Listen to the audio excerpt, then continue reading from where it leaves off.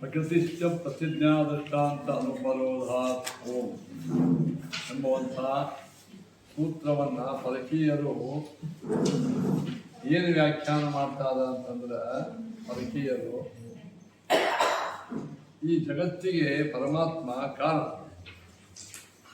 ಯಥೋವಾಯುಮಾನಿ ಭೂತಾನಿ ಜಾಯಂತೆ ಅಂತ ವೇದ ಹೇಳ್ತಾರೆ.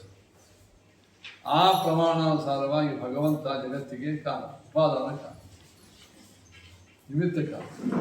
ನಿಮಿತ್ತ ಕಾರಣಕ್ಕೆ ಅದನ್ನೇ ಉಪಾದಾನಕ್ಕೆ ಮುಂದೆ ಉಪಾದಾನ ಕಾರಣನೂ ಹೌದು. ಅದೇ ನಿಮಿತ್ತ ಕಾರಣ, ಉಪಾದಾನ ಕಾರಣ. ನಿಮಗೆ ನಿಮಿತ್ತ ಉಪಾದಾನ ಈ ಶಬ್ದವನ್ನು ಸಾಕಷ್ಟು ಕೇಳಿರಿ. ಇನ್ನೊಮ್ಮೆ ಹೇಳ್ಕೊಂತ ಅನಿಸ್ತದೆ. ನಿಮಿತ್ತ ಕಾರಣ ಅಂದರೆ ಕೊಡವನ್ನು ಕುರಿತು ಕುಂಬಾರ ನಿಮಿತ್ತ, ಕೊಡವನ್ನು ಕುರಿತು ಮಣ್ಣು ಉಪಾದಾನ. ಉಪಾದಾನ ಅಂದ್ರೆ ಮಣ್ಣೇ ಕೊಡಾತ್ಮನ ಪರಿಣಾಮ. ಒಂದು ದೊಡ್ಡ ಮಣ್ಣಿನ ಮುದ್ದೆ ಅದ, ಆ ಮುದ್ದೆ ಒಳಗಿನ ಭಾಗ ತಗೊಂಡು ಆ ಉಳಿದ ಭಾಗ ಅಪಾದಾನ, ಇದು ಉಪಾದಾನ. ಕಣಕದ ಮುದ್ದೆ ಇರ್ತದ, ಅದು ತಗೊಂಡು ಚಪಾತಿ ಮಾಡ್ತಾರೆ. ಯಾವ ಮುದ್ದೆ ಚಪಾತಿ ಆಗುತ್ತದ ಅದು ಉಪಾದಾನ, ಯಾವ ಭಾಗ ಉಳಿತದ ಅದು ಅಪಾದಾನ. ಈ ದೇವರು ಉಪಾದಾನ ಕಾರಣ, ಅದನ್ನೆಲ್ಲ ಖಂಡನ ಮಾಡಿ. ಏನಂದ್ರೆ ಉಪಾದಾನ ಕಾರಣ ಹೆಂಗಾಗ್ತಾನೆ ದೇವರು? ಮಣ್ಣು ಜಡಾದ ಪರಿಣಾಮ. ಪರಮಾತ್ಮ ಚೇತ, ನಿತ್ಯ, ಅಕ್ಷರ, ನಾಶರಹಿತ, ಅವಿಕಾರಿ, ವಿಕಾರಿ. ಇಂಥ ದೇವರಿಗೆ ಜಗದಾಕಾರೇಣ ಪರಿಣಾಮ ಹೆಂಗಾಗ್ತದೆ? ಬರ್ಫ್ ನಿರಾಕಾರ, ಮಣ್ಣು ಮಡಿಕ್ಯಾಕಾರ, ಬಂಗಾರ ಆಭರಣಾಕಾರ. ಹಂಗೆ ದೇವರಾಗ್ತಾನೆ. ದೇವರಾಗಬೇಕಾದ್ರೆ ವಿಕಾರಿಸ್ ನಿರ್ವಿಕಾರ, ಅಕ್ಷರ ನಾಶರಹಿತ. ಈ ನೋಡ್ರಿ, ಹಾಲು ನಾಶ ಆಗಿ ಮಾಡ್ತಿಲ್ಲ, ಏನೋ ಹೊಸ ಹಾಲಿನ ರೂಪ, ಹಾಲಿನ ಒಟ್ಟಾರೆ ಅದರದ್ದು ಅಸ್ತಿತ್ವ ಹೋಗಿ ಮಣ್ಣು. ಹಂಗೆ ದೇವರು ಪೂರ್ಣ ಬ್ರಹ್ಮತ್ವ ನಾಶ ಆಗಿ ಜಗತ್ತಾಗ್ತಾನೆ. ಈ ಹೇಳಿ ಬರಂಗೆ. ಇನ್ನು ಎರಡನೇದು, ವಿಕಾರ ಅಂತ ಒಪ್ಕೊಂಡ್ರು ಅದು ಪರಾಧೀನ.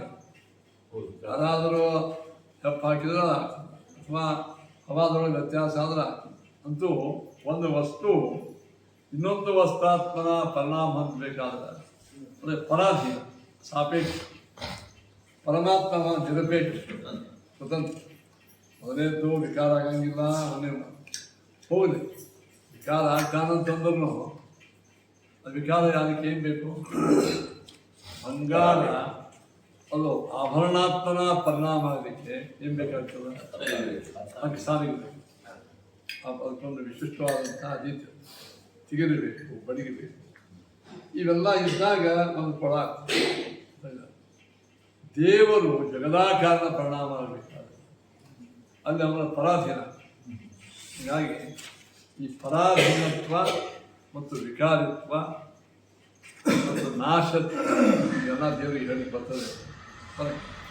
ಅಂದ ಮೇಲೆ ಪರಮಾತ್ಮ ಎಂದೆಂದಿಗೂ ವಿಕಾರಿ ಹಾಲು ಬತ್ತಲಾದ ಮಡಿಕೆಯಾದ ಬಂಗಾರ ಆಭರಣ ಈಗ ಹೇಳಬಾರದು. ಈಗ ಯಾರು ಹೇಳ್ತಾರೆ ಇಂಡೈರೆಕ್ಟು ಭಗವಂತ ಬೈರಂಗೆ ಪರಮಾತ್ಮ. ಆದ್ದರಿಂದ ಬ್ರಹ್ಮ ಪರಬ್ರಹ್ಮನನ್ನು ಒಪ್ಪತಕ್ಕಂಥವ್ರು ಯಾರು ಇಂಥದ್ದು ಮಾತಾಡೋದು ಇಲ್ಲ. ಯಥೋರ್ಣನಾವಿಸ್ತುಜತೆ ಗೃಹತೆ ಅಂತ ವೇದ ಹೇಳ್ತದೆ. ನಾವೇನು ಮಾಡೋಣ? ಊಟನಾವೇನು ಜಡರ ಕೂಡ ತನ್ನ ಜಲ್ಲನ್ನ ಜಾಡದ ಜಲ್ಲನ್ನೇ ಜಾಡದ ಮುಂದೆ ಆಮೇಲೆ ತನ್ನ ಮತ್ತೆ ಒಳಗೆ ತೋರು. ಹಂಗೆ ದೇವರು ಜಗತ್ತು ಮಾಡ್ತಾನೆ ಅಂತೇಳಿ ನಾವೇನು ಯಥೋರ್ಣನಾವಿಸ್ತುಜತೆ ಗೃಹತೆ ಅಂತ ಪೂರ್ಣನಾವೇನು ಜೇಡ ಕೂಡ ಅದು ಹಿಂಗೆ ಮಾಡ್ತದಲ್ಲ. ವೇದನಾಗ ಹೇಳಿದ್ದನ್ನು ನಾವು ಹೇಳಿರಲ್ಲ, ತಪ್ಪೇನು ಬಂತಿದ್ರು ನೋಡಿ, ತಪ್ಪೇನು ಅಂತ ಅವನು ತಮ್ಮ ನೀನು ಹೇಳಿದ್ದೆ ಸಾರಾಂಶ ಹೇಳಿದ್ದೆ ಅದಕ್ಕೆ ಅದು ನೋಡು 64ನೇ ಶ್ಲೋಕ ನೋಡು. ಯಥೋರ್ಣ ನಚೋರ್ಣನಾಭಿಜನಿತ್ರ ಮಾತೃಣಾಂಚ ವಿಕಾರಿತ ಚೇತನತ್ವ ತದನ್ನೇ ಕಾರ್ಯರೂಪತಯ ಭವೇ.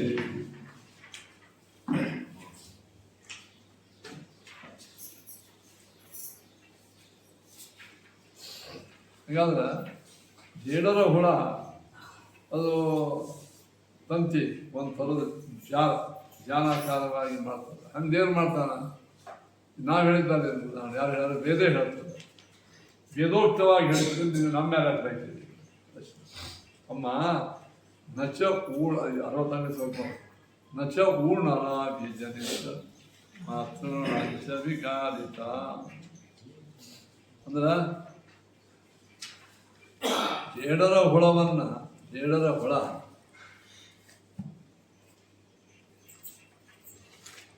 ಅದು ತಂದೆ ತಾಯಿಗಳ ವಿಕಾರಗಳದ್ದಾಗಿಲ್ಲ. ಯಾವ ತಂದೆ ತಾಯಿ ಜೇಡರ ಹುಳದ ತಂದೆ ತಾಯಿ ಒಂದು ಜೇಡರ ಬಲಿ ಆಗ್ತದೆ. ಆ ಬಲಿಗೆ ಜೇಡರ ಹುಳ ಉಪಾದಾನ ಕಾರಣ ಏನು ಅಂತ ತನ್ನ ಒಳಗಿನ ಜ್ವಲವನ್ನೇ ಮಾಡ್ತದೆ. ಅದು ಉಪಾದಾನ ಆಯ್ತು. ನೀವು ಹಂಗೆ ದೇವರು ಅಂತ ಹಿಂಗೆ ವೇದನೆ ನಮ್ಮ ತಪ್ಪೇನು? ಅದಕ್ಕೆ ಆಚಾರ್ಯ ಹೇಳ್ತಾರ ಚೇತನತ್ವ. ಆ ಜೇಡರ ಹುಳ ಏನಾಗಿದೆ? ಚೇತನವಾಗಿದ್ದರಿಂದ ಅದು ಆ ಜೇಡರ ಬಲಿಯದು ಚೇತನ ಅಲ್ಲ, ಅಚೇತನ ಜಡ. ಮತ್ತು ಆಮೇಲೆ ನೀನು ವೇದನಾಗ ಹೇಳ್ಯಾರೆ ತಮ್ಮ ಹಂಗಲ್ಲ. ಅನ್ನಮ್ಮಿ ಕಾನೂಪತೆಯ ಆ ಜೇನುಳ ಅದೇನೇ ತಿಂದಿರ್ತದೆ ಸಣ್ಣ ಹುಳ. ಅದೇ ಅದಕ್ಕೆ ಅನ್ನ. ಅದನ್ನು ಒಂದು ಒಳಗೊಂದು ಧಾತು ತಯಾರಾಗಿ ಅದರಿಂದ ಆ ಜೇಡವನ್ನು ಮಾಡ್ತಾರೆ.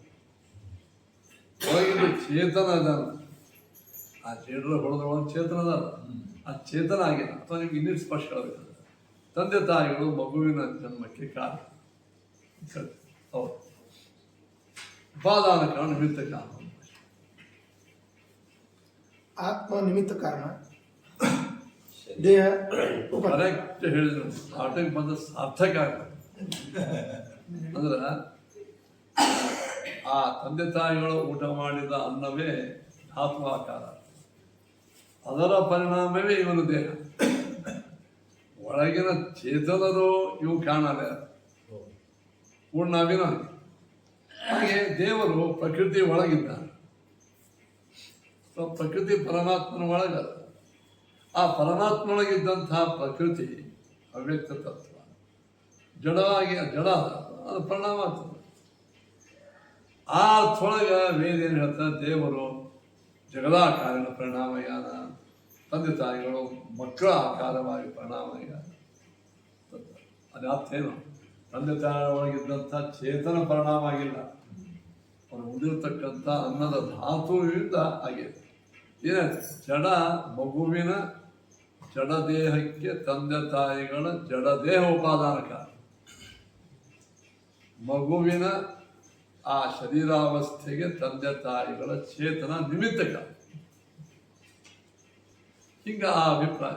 ಅದನ್ನೇ ಹೇಳಿದ್ರು 64ನೇ ಶ್ಲೋಕ. ನಚ ಊರ್ಣನಾಭಿಜನಿತ ಮಾತೃಣಾಂಚ ವಿಕಾರಿತ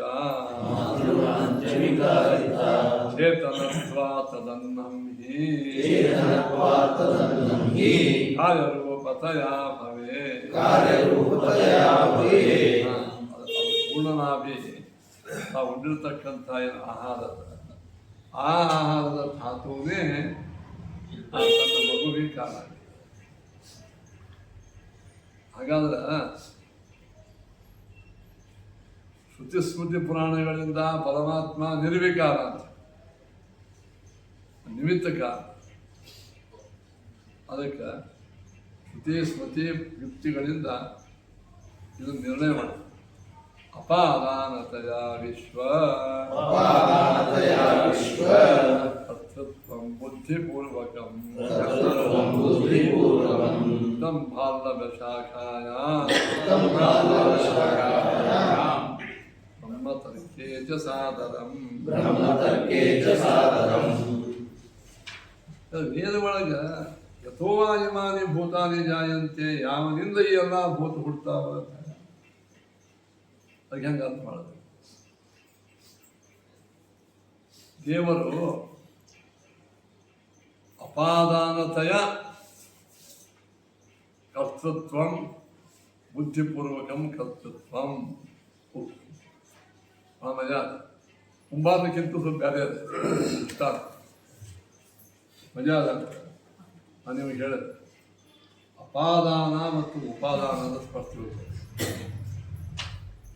ಅಪಾದಾನ ಅಂದರೆ ಏನು ಉಪಾದಾನ ಅಂದರೆ ಏನು ಚಪಾತಿ ಮಾಡಲಿಕ್ಕೆ ದೊಡ್ಡ ಕಣಕದ ಮುದ್ದೆ ಕಲಶ ಒಂದು ಅದರೊಳಗಿನ ಭಾಗ ತಗೋತಾರೆ ಅದು ಚಪಾತಿ ಅದು ಯಾವ ಭಾಗ ಚಪಾತಿ ಆಗಿದರ ಉಪಾದ ಯಾವ ಭಾಗ ಹೊರಗೆ ಬಂದ ಅದ ಅಪಾದ ಅಪಾದಾನವೇ ಮುಂದೆ ಅಪಾದಾನ ಅವಧಿ ಅಂತ ಅವಧಿ ಎಲ್ಲಿಂದ ಬಂತಿದ್ದು ಆ ಮುದ್ದೆಯಿಂದ ಬಂತು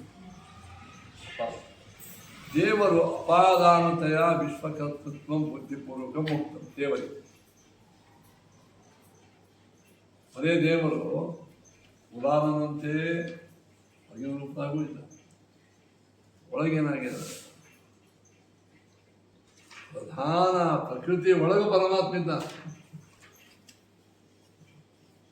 ಪ್ರಕೃತಿ ಒಳಗೆ ಪರಮಾತ್ಮ ಇರುವುದರಿಂದ ಪ್ರಕೃತಿಯಿಂದ ಹೊರಗೆ ಹೋಗ್ತದೆ ಪದಾರ್ಥ ಎಷ್ಟೋ ಒಳಗಿದ್ದರೂ ಇದ್ದುದರಿಂದ ಪ್ರಕೃತಿ ಒಳಗೆ ಚೇತನ ಪ್ರಕೃತಿ ಒಳಗೆ ಒಂದು ಥರದ ಆಯ್ತು ಹೆಂಗೆ ಕರೆಂಟ್ ಬರೋದ್ರಿಂದ ಫ್ಯಾನು ತಿರುಗ್ತದೆ ಹಂಗೆ ಪ್ರಕೃತಿ ಜಡವಾದ ಪ್ರಕೃತಿಯೊಳಗೆ ಪರಮಾತ್ಮನ ಪ್ರವೇಶ ಅದ ಆ ಪ್ರಕೃತಿ ಏನದಲ್ಲ ಅದರಿಂದ ಜಗತ್ತು ಹೊರಗೆ ಬರ್ತದೆ ಏನಾಯ್ತು ಈಗ ಪ್ರಕೃತಿ ಜಗತ್ತಿಗೆ ಎಲ್ಲ ಉಪಾದಾನ ಉಳಿತು ಪ್ರಕೃತಿ ಒಳಗಿದ್ದ ಪರಮಾತ್ಮ ಜಗತ್ತಿಗೆ ಅಪಾದಾನತೆಯ ಉಪಾದಾನ ಅದರ ಅವಧಿ ಒಳಗ ಪ್ರಕೃತಿ ಒಳಗಿದ್ದ ಆ ಭಾಗ ಹೊರಗೆ ಹೊಂಟಿರ್ತದೆ ಹೊರಗೆ ಹೊಂಟಾಗ ದೇವ್ರು ಯಾಕೆ ಅಂದ್ರೆ ದೇವ್ರು ಇದ್ದಾನಂತ ಆ ಪ್ರಕೃತಿ ವಿಕಾರ ಆಗತ್ತದ ಬಿಸಿಲು ಬಿದ್ದಾಕ್ಷಣವೇ ಆ ಶಕ್ತಿಯಿಂದ ಬರ್ಫ ನೀರಾಗ್ತದೆ ಇನ್ನು ದೇವರು ಪ್ರಕೃತಿ ಒಳಗಿದ್ದಾನಂತ ತಿಳ್ಕೊಂಡು ಆ ಪ್ರಕೃತಿ ವಿಕಾರ ಹೊಂದಿ ಜಗದ ಆ ಪ್ರಕೃತಿ ಎಲ್ಲ ಇದೆ ಪ್ರಕೃತಿ ಎಲ್ಲ ಆಗಂಗಿಲ್ಲ ಕೆಲವು ಭಾಗ ಮತ್ತೇನಾಯ್ತು ಈಗ ದೇವರು ಪ್ರಕೃತಿಗೆ ಉಪಾದಾನತ್ವ ಬಂದಿಕ್ಕೂ ಕಾರಣವನೇ ಬರ್ಫ ಕರಗಲಿಕ್ಕೆ ಪೂರ್ಣೇ ಕಾರಣ ಹಂಗೆ ಪ್ರಕೃತಿಯೂ ಕೂಡ ಜಗದಾಕಾರಣ ಆಗಲಿಕ್ಕೆ ಪರಮಾತ್ಮ ಕುಂಬಾರಕ್ಕಿಂತ ಶ್ರೇಷ್ಠ ಕುಂಬಾರ ಅವ ಅದನ್ನು ಪರಿಣಾಮ ಮಾಡಲಿಕ್ಕೆ ಹೆಂಗೆ ಬೇಕು ಹಿಂಗೆ ಮುದ್ದಿಗೆ ನಿಂತ್ಕೊಂಡು ಇರ್ತಾನೆ ಇಷ್ಟೇ ನೀವು ಹಂಗಲ್ಲ ದೇವರು ಆದರೆ ಮಣ್ಣಿನ ಒಳಗೂ ಒಂದು ರೂಪದಾಗಿದ್ದಾನೆ ಹೊರಗೂ ಇದ್ದಾನೆ ಇದು ಎಲ್ಲೂ ಕಡೆಗಿದ್ದ ಪರಮಾತ್ಮ ತಾವಿಗಾರ ಮಮಜ ತಾವಿಗಾರ ಅಂದ್ರೆ ತತ್ಸೃಷ್ಟ್ವಾ ತದೇವಾನುಪ್ರಾವಿಶತ ತದನು ಪ್ರವಿಶ್ಯ ಸತ್ಯತ್ಯಚ್ಚಾಭವತ್ ಅಂತ ಆದ ಕಾರಣ ಅಪಾದಾನತೆಯ ವಿಶ್ವಕರ್ತೃತ್ವ ಯಾಕಂದ್ರೆ ಬುದ್ಧಿಪೂರ್ವಕಂ ವಿಶ್ವಕರ್ತೃತ್ವಂ ಪರಮಾತ್ಮಗಳ ಅವಧಿಭೂತನಾಗಿ ಬುದ್ಧಿಪೂರ್ವಕ ಕರ್ತೃತ್ವ ಪರಮಾತ್ಮಗಳು ಇವ್ರು ಹಿಂಗಾಗಿ ಇವ್ರು ಈ ಆಕಾರದಾಗ ಈ ಆಕಾರ ಎತ್ತರ ಗಿಡ್ಡ ಶ್ರೀಮಂತ ರೋಧ ಗಿಡ ಮರ ಬಣ್ಣ ಇದು ಪಶು ಪಕ್ಷಿ ದೇವರೆಲ್ಲ ಸರಿಯಾಗಿ ಆ ಬುದ್ಧಿಪೂರ್ವಕವಾಗಿ ಪರಮಾತ್ಮ ಅಪಾದಾನತೆಯ ಎಂದರೆ ಪುರಾರಾದಿ ಅಂದರೆ ಪರಮಾತ್ಮ ಆ ಪ್ರಧಾನಾದಿ ಒಳಗೆ ಇದ್ದುಕೊಂಡು ತನ್ನ ಶರೀರ ಸ್ಥಾನಾಪನ್ನವಾದ ಏನಿದೆ ಈ ಮಹದಾದಿ ಕಾರ್ಯಗಳಿಗೆ ಪರಮಾತ್ಮ ವಿಶೇಷ ಅವಧಿಯ ಅದಕ್ಕೆ ಬುದ್ಧಿಪೂರ್ವಕ ವಿಷಯದ ಕರ್ತೃತ್ವ ಪರಮಾತ್ಮ. ಹಿಂಗೇನು ಹೇಳ್ತಾರೆ, ಪಲ್ಲವ ಶಾಖ ಪಲ್ಲವಿ ಶಾಖ ಪಲ್ಲವಿ ಶಾಖ ವೇದನಾಗ ನಾವು ಹೊರ ದೃಷ್ಟಾಂತ ಕೊಡ್ತಿರ್ತೀವಿ. ಅವಧಿ ಅಂದ್ರೆ ಸ್ಟಾರ್ಟಿಂಗ್ ಪಾಯಿಂಟ್. ಅವಧಿ ಅಂದ್ರೆ ಭಾಗ. ಅವಧಿ ಅಂದ್ರೆ ಉದಾಹರಣೆ ನಾಗ ಹೇಳ್ತಾರೆ ಒಂದು ಮಣ್ಣಿನ ಮುದ್ದೆ ದೊಡ್ಡ ಮುದ್ದೆ ಅದ, ಆ ಮುದ್ದೆ ಒಳಗಿನ ಭಾಗ ತಗೋತ ನೋಡಿ ಹಿಂಗೆ ಇರ್ತಾನೆ.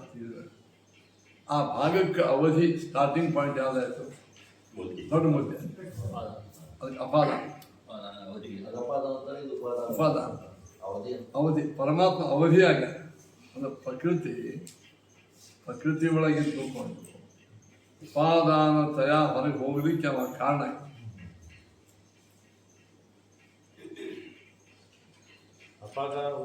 ತಾಯಿಯ ಉದರದಿಂದ ಕೂಸು ಹೊರಗೆ ಬರ್ತದೆ. ಉದರ ಏನಾಯ್ತದ ಅವಧಿ ಕೂಸು ಹೊರಗೆ. ಹಂಗೆ ಪ್ರಕೃತಿ ಒಳಗ ವಸ್ತುವನ್ನು ಹೊರಗೆ ಹಾಕ್ಲಿಕ್ಕೆ ಒಳಗಿದ್ದ. ಅದಕ್ಕೆ ಆ ದೃಷ್ಟಿಯಿಂದ ಪರಮಾತ್ಮ ಕುಂಬಾರ ಹಂಗಿನ ಕುಂಬಾರ ಬರೀ ಹೊರಗೆ ಹೊರಗಿನಷ್ಟೇ ನಿಮಿತ್ತ. ದೇವರು ಒಳಗೂ ನಿಮಿತ್ತ ಹೊರಗೂ ನಿಮಿತ್ತ.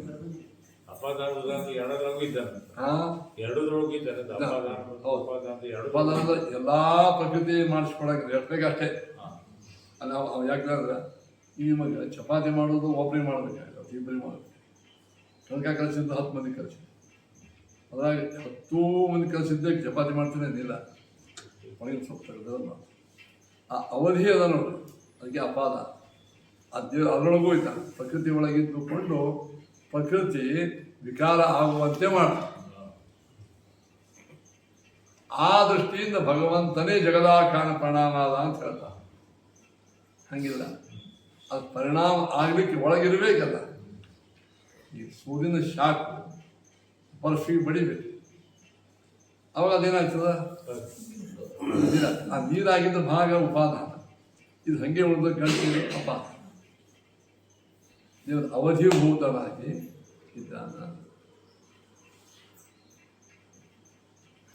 ಇನ್ನು ಇಚ್ಛಾ ಮಾತ್ರ ಪ್ರಭೋ ಸೃಷ್ಟಿ ವಿಕಾರಸ್ಯ ಸರ್ವದಾ ಭಾವೋಯಮನಂತಸ್ಯ ಯೋ ಏನಾಭವಜ್ಜಗತ್.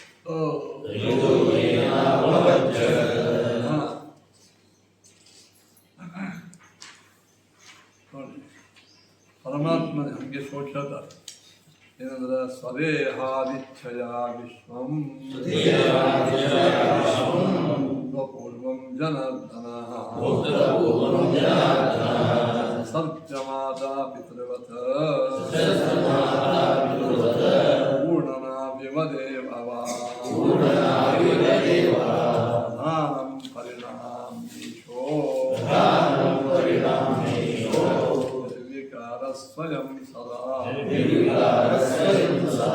ಚೇತನ ವಿಕಾರಸ್ಯ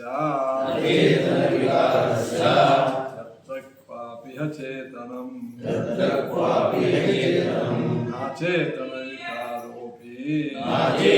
ವಿಕಾರೋಪಿ ಚೇತನ ಸ್ಯಾತ್ ಕದಾಚನ ಚಾನ್ಯಸ್ಯಾನ್ಯರೂಪತ್ವಂ ಕೃತತ್ವೇಪಿ ದೃಶ್ಯತೆ ನ ಕ್ಷೀರಾದನ್ಯಥಾ ದತ್ತಃ ಕೇನಚಿತ್ ದೃಶ್ಯತೆ ಕ್ವಚಿತ್ ಸರ್ವಜ್ಞ ಬ್ರಹ್ಮಣೋನ್ಯತ್ವಂ ಜಗತೋ ಹ್ಯನುಭೂಯತೆ. ಹಿಂದಿನ ವಿಚಾರ. ಪರಮಾತ್ಮ ಈ ಜಡವಾಗಿರ್ತಕ್ಕಂತಹ ಜಗತ್ತನ್ನ ತನ್ನ ಇಚ್ಛಾದಿಂದ ಸೃಷ್ಟಿ ಮಾಡ. ಇಚ್ಛಾ ಮಾತ್ರ ದೊಡ್ಡ ಮಾಲಕ. ಹಿಂದಿನ ಕೆಲಸ ನನಗಿದು ಹಾಲ್ ಆಗಬೇಕು, ದೇವ್ರ ಮನೆ ಆಗಬೇಕು, ಇಲ್ಲಿ ಇದು ಭೂಮ ಇಚ್ಛಾ. ಅವನ ಇಚ್ಛಾ ಪ್ರಕಾರವಾಗಿ ಆ ಸಿಮೆಂಟು ಇಟ್ಟಂಗಿನ ತಗೊಂಡು ಬಾಡಿಗೆ ಕಟ್ಟಿ ಮನೆ ಮಾಡ್ತಾನೆ. ಇಲ್ಲಿ ಮಾಲಕನ ಪಾತ್ರ ಏನು?